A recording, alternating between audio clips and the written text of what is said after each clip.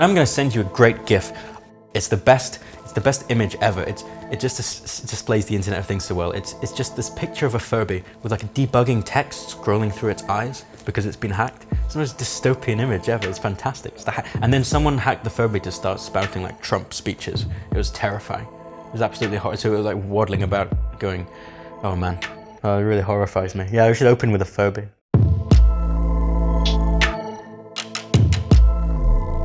My interest in hacking and computers at large came from curiosity.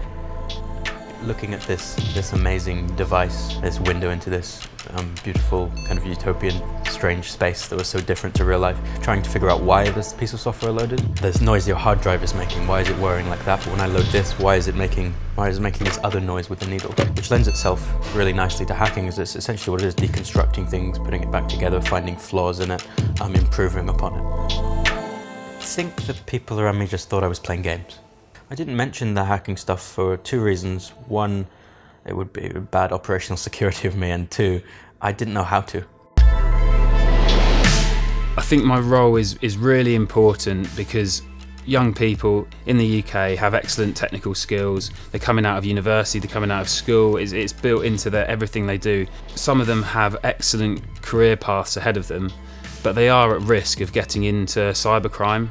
My job's important because we need to make sure they make that choice. They understand that cybercrime is illegal and there are consequences, and they go on and use those excellent skills for lawful reasons to help the government, to help law enforcement, and to potentially make lots of money for private industry as well. When I was 15, 16, I first started hearing about WikiLeaks.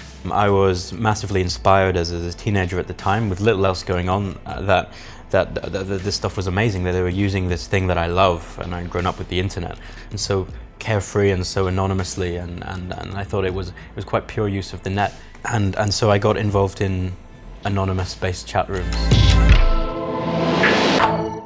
PayPal, Visa and MasterCard famously withdrew donations to WikiLeaks, and Anonymous were up in arms about it, and there were DDoS attacks, distributed denial of service attacks on PayPal and Visa MasterCard's websites. There was this online chat room. I'd never seen anything quite like it. At least 8,000 people in an internet relay chat, so a super old school hacking channel. It does create a powerful community that people want to be part of. And it's true that I think young people see that and believe in that vision, and want to do it for the greater good.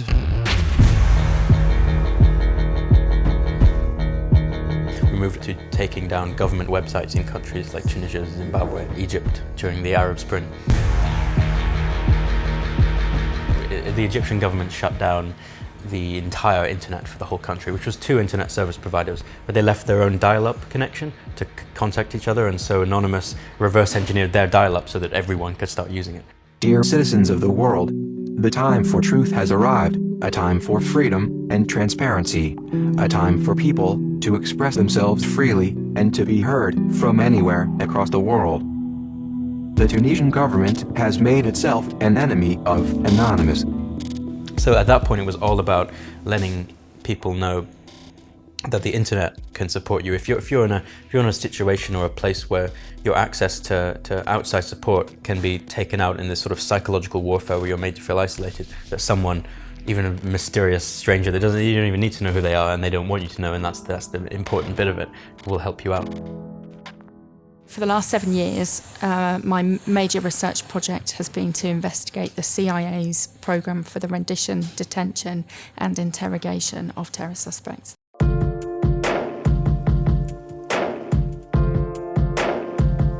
This was highly secretive. It operated between 2001 and 2010, and it involved the secret kidnap of particular individuals, usually from Afghanistan, Pakistan, Iraq, their transfer into secret prisons in a number of sites around the world, and the torture of many of them, ostensibly to secure intelligence. The reason the programme was exposed was that in around 2004, a couple of journalists in the US were alerted to the fact that there were these private jets flying around and stopping off in particular locations on a regular basis. So often they would leave an airfield in the US. They would fly to Langley, which is where the CIA is headquartered, and then they would fly on often to Western Europe to refuel, onto countries in the Middle East where they might pick up prisoners. They would often then stop at Bagram Air Base in Afghanistan to deliver prisoners to a secret CIA prison site there. The flight might then fly back through Europe and onto Guantanamo Bay, where they might drop off prisoners, and then back to the US. A crucial source of information for us was leaked information. And so a particular, there's several leaks over the course of the War on Terror that have been really, really important for our work. One is the WikiLeaks files, both around the invasion and occupation of Afghanistan, and then also the Iraq war logs. Another really significant leak was from the International Committee of the Red Cross. Someone in the ICRC did leak a 40-page report about the abuse of prisoners in Guantanamo Bay.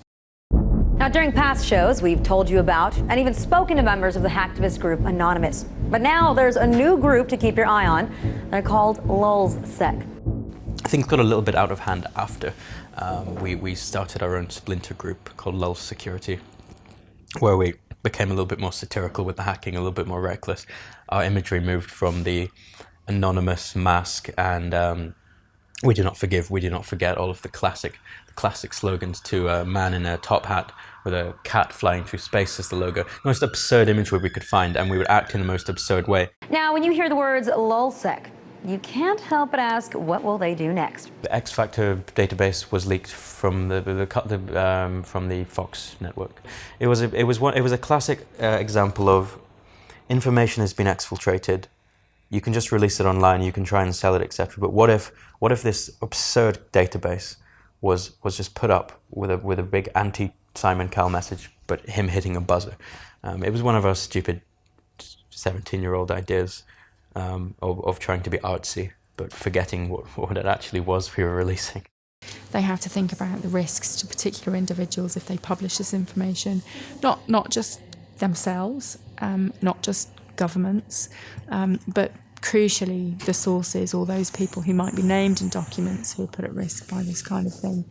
And of course, the sort of serious news industry and serious investigative journalism has a really long track record of doing this properly. So protecting sources, making sure that when information is disseminated in the public domain, it's curated properly so that a narrative is given that tries to demonstrate the limitations of this kind of information, what it can tell us and what it can't tell us. We would, hack the Sun newspaper's website and replace it with fake stories during the phone hacking scandal and try and make it a little bit more political again. After the first few targets, people started picking up on it, and then we spiraled a bit out of control. And the group says it was just a warm-up for their bigger hit, FBI-affiliated sites. Here's to LulzSec. The CIA's website was down yesterday, and they took credit with a tweet that said, "Tango down, CIA.gov, for the lulz." Hacks started happening very fast. I think we ran into too much information too fast. The internet was very insecure then, and it still is a bit, but it was extremely insecure. Every second thing we checked, we could probably take over. People, no matter on their age, and sometimes their vulnerability, even they will be arrested if they have committed offences. As we saw with Jake. As we saw with Jake. Now, this afternoon, reports were flying out of the UK when Scotland Yard announced they'd captured the spokesman for the hacking group LulzSec. 18-year-old Jake Davis was allegedly involved with the hacking group LulzSec. Now, according to the Associated Press, a 19-year-old who goes by the nickname Topiary was arrested in Scotland's Shetland Islands. I was living on my own at the time. My mother and my brother had moved to a town in England, so I was still in the Shetland Islands. Knock on the door, 6 plainclothes officers standing there. In a press release from Metro Police, it states the man arrested is believed to be linked to an ongoing international investigation into the criminal activity of the so-called hacktivist groups Anonymous and LulzSec.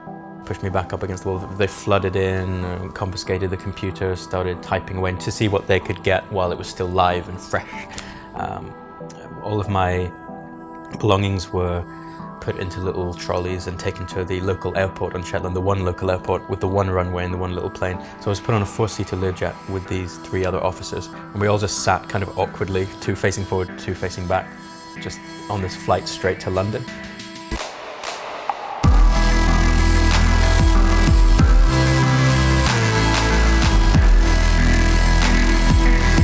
You know, some of the research we've done about pathways into cybercrime, we've spoken to some of the other members of LulzSec. We've met Jake on a number of occasions. I think it's important to say that the hacking community, although it's influential, you can still be a white hat and have a great career and be part of that community and get behind that cause, but you just do it in a legal and responsible way.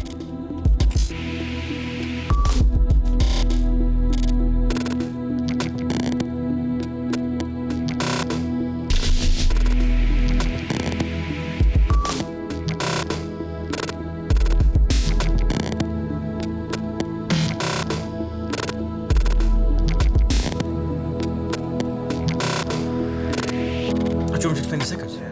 Oh, that would be perfect. All right, well, that's great. I've never been asked that before. I've made my own stickers before. This one is mine, Cyber Sun Tzu. I run a Twitter account called LulzSec, which is essentially Sun Tzu quotes, but made hackery. Like if you wait on a tour exit node long enough, the traffic of your enemies will float by. That kind of nonsense. My good friend Larry Love is facing extradition to the States at the moment for allegedly hacking into US government-based computers, though they've supplied no evidence against him.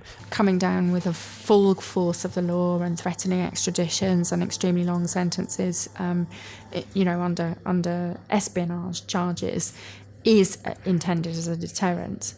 And I think in the case of, British citizens who may be threatened with that, the British government does have a responsibility to protect them and to ensure that they are properly legally represented, and that if there is anything dodgy going on in terms of the terms of the extradition or the evidence that they are being presented with, then they need to be scrutinising that carefully. Their duty should be to their citizens first and foremost. We deliver things called cease and desist visits, and that is basically a knock on the door.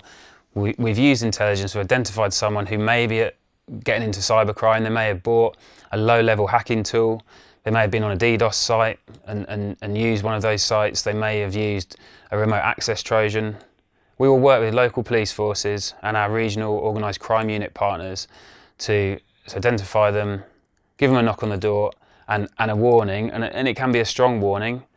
Speak to their parents as well, sometimes even seize their computers at that point, to make sure that they understand that they are at risk of getting into something they don't want to do, and get them to understand how they can use their skills in a positive way.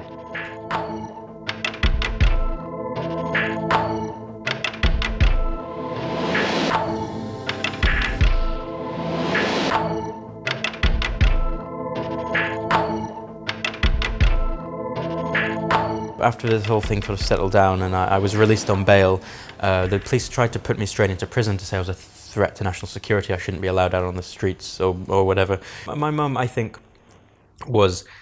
she'd heard about the hacking bit, and I think she was happy or relieved and maybe a tiny bit proud in a way that it was politically motivated hacking for good, and I wasn't out there defrauding people or doing the kind of things that the more black hat hackers do.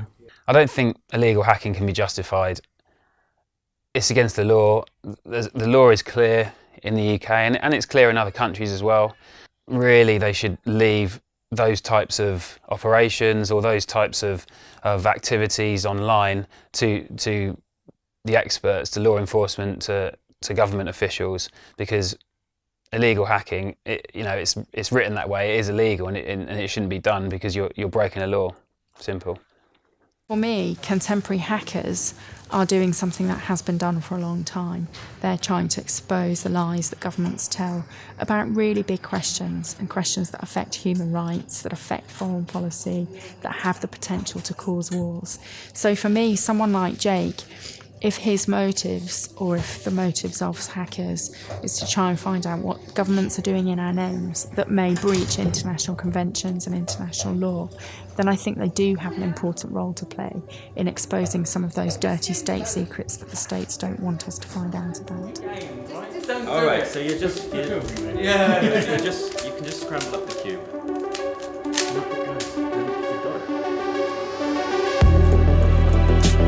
There was a couple of kinds of relief when I was arrested. The first kind was, now I don't need to maintain this alias anymore. I don't need to maintain this paranoia because it's been taken away from me. It's literally been, I can never access that again now. And that sort of sunk in. I'm massively regretful of some of the LulzSec stuff we got really out of hand. But I still think there's a place online for some sort of hacktivism that doesn't breach so many laws, but still maintains this idea of freedom and the fact that online you can have this unknown collective of anyone and everyone. I think it's beautiful. I don't think hackers and governments can collaborate. The whole point is that governments want to hide these sorts of activities where they're playing fast and loose with the law, and so I can't really imagine a situation where they would want to cooperate with hackers. I think where we can work with governments is to try and encourage greater transparency about what they're doing in the first place. Our job is really challenging to try and divert young people away. It's a really difficult role that we have. That community that is created online is a powerful influencer, but young people don't always get into it for the money, so that isn't always an influence at the beginning. But I do think that there's lots of really cool things that young people can get into and do, and that will really pique their curiosity and give them a challenge that isn't necessarily breaking the law. We just need hackers to be involved in the security process beforehand, just to basically say, you know that I would probably do this if I managed to hack you. And the company goes, oh, we didn't think of that. We didn't think anyone would consider this an attack vector. So sometimes it's as simple as just going to hackers beforehand and going, how would you break my software? How would you break my item? And then fixing it from there. So let's say we're in a coffee shop called X Coffee. And one thing that works extremely well, if I had your phone number from open source intelligence online, if I managed to get it. People are very public with their phone numbers and email addresses. You can usually just find someone's phone number. They don't consider it an attack vector. I could send you a message from X Coffee, or appearing to be from X Coffee, that would say something like, you've won a free coffee, click here. Now I'm just hacking in progress. The longest part of this process is just typing the message I'm going to send you. And you should have just received a message from X Coffee. So let's say that link didn't go to an image of a cat and it went to a malicious URL that contains some code that would take control of certain browsers or execute certain code, or if it downloaded an executable file and you opened it with the phone. It relies on a small amount of human error, but if their browser is slightly out of date or they're using certain types of out-of-date software and operating systems, and many people are, when they get that message that says update your operating system, seriously, it's a security feature, do it now, they're going, tomorrow it's going to take like 9 hours. And after a while, exploits build up for that kind of outdated stuff.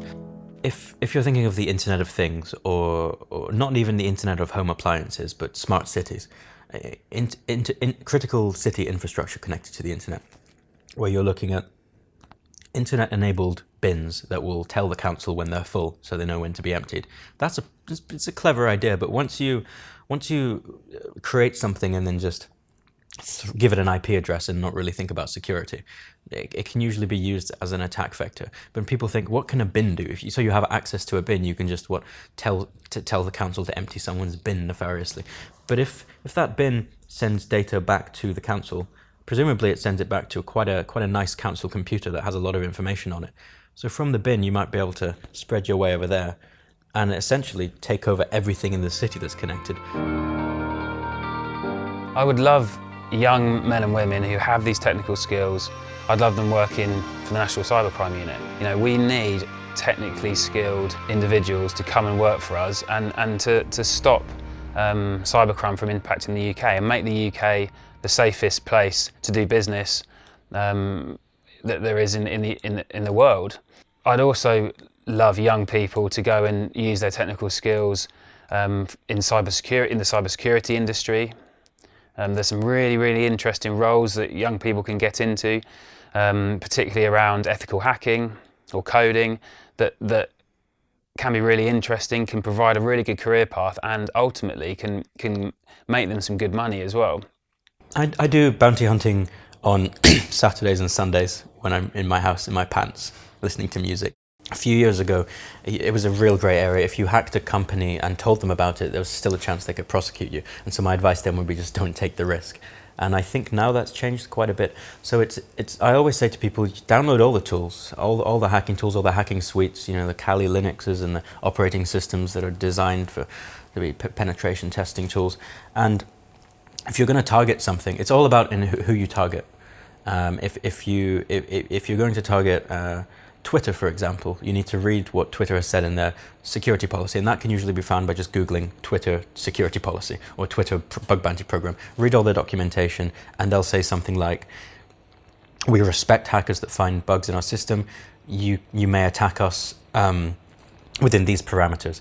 If you do find a breach, please don't make it public, etc., etc. And each company has an individual guideline, so I just recommend getting all the tools, learning how they work. But if you're going to test them on your own computers, which is not illegal, or set up kind of honeypots for yourself, but don't test these tools to hone your skills on random websites. However, if a company has a really good security protocol, which is, the best one is hack us completely and then tell us, and then you can do whatever you like to them, essentially. As long as once you make that breach itself, you responsibly and ethically disclose it. It could be a 10-year-old in their mum's basement that manages to discover an attack vector that you have no idea about, that no one's ever even conceived of before.